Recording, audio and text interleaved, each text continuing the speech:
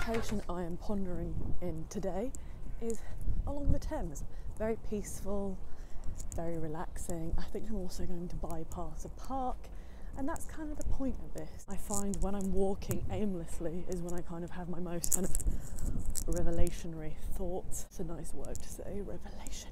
And there's so many topics I have so many thoughts about. Oh, doesn't that look nice? Look at this. Isn't that a nice little area? I'd love to have like a little boat to put there or something. Anyway, so today's topic is kind of emotional.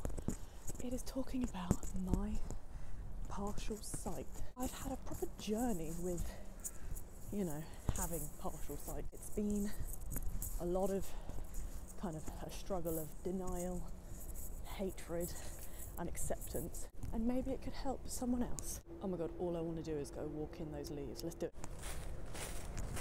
That really does have to be the best feeling in the world, walking through crunchy, fresh autumn leaves. Oh my god, pleases me. The little things in life.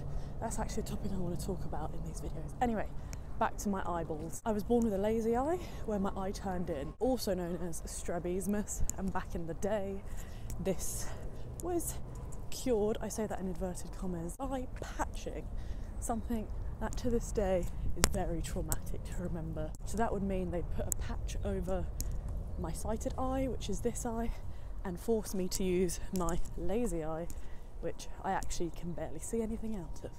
So that meant for maybe a year or two at school, I just couldn't see, and there was no kind of adapted situation for me. I'm not saying any of this for you to feel sorry for me, by the way. It's more just kind of to explain a journey. Long story short, I get to about 17, 18, still can't see out of this eye, and then things start to change even more.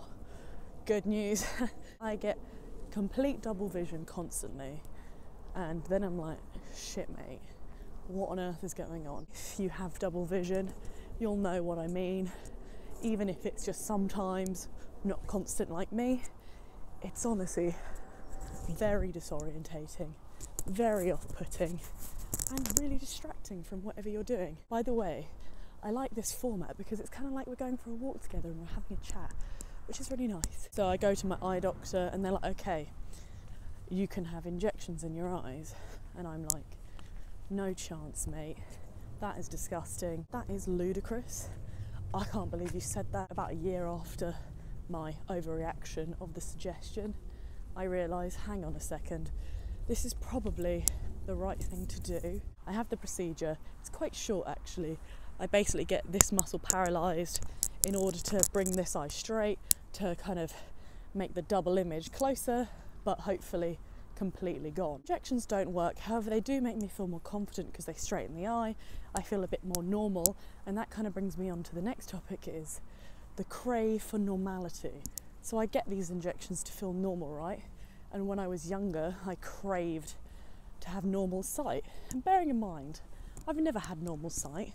I am monoculared, meaning I see out of one eye, which means I don't have any depth of perception. You know, I can't tell how far away things are, so that means I walk into things. Say I go to grab a cup, sometimes I'll grab too early, which is fine, I'm used to it. It's just this crave for normality. And I feel like this applies to so many things. We all crave to be normal. What does that even mean anyway? It's getting very deep and philosophical. Does normal just mean like easy? Does it mean no problems, no worries? Look at my frown line, mate. That means I'm having some deep thoughts right now. It wasn't until I kind of entered the sector of work I'm in now, look at me with my sector of work, which is to do with accessibility for people with disabilities, that I felt empowered. And now I do feel empowered actually, because uniqueness should be celebrated.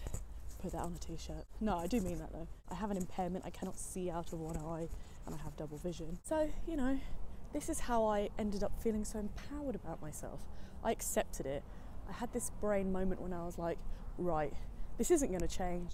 If I don't accept it now, then I'm just going to be constantly hating who I am. The day I die, I'm going to sit there and think, I wish I didn't hate on myself so hard my whole life, you know?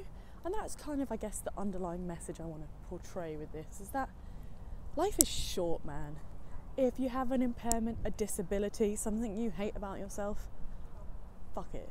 Life is too short. I feel like I have said enough on this topic now. My ponders are, you know, like when you squeeze a flannel out, that's how my brain feels right now. Love the word flannel. So the conversation doesn't have to stop. If you have any thoughts on the matter, which I would love if you did, to be honest, in the comments, share your thoughts, exchange them, share with me, share with other people. Thank you so much for watching me chat shit. It's been a pleasure. No water in the water fountain.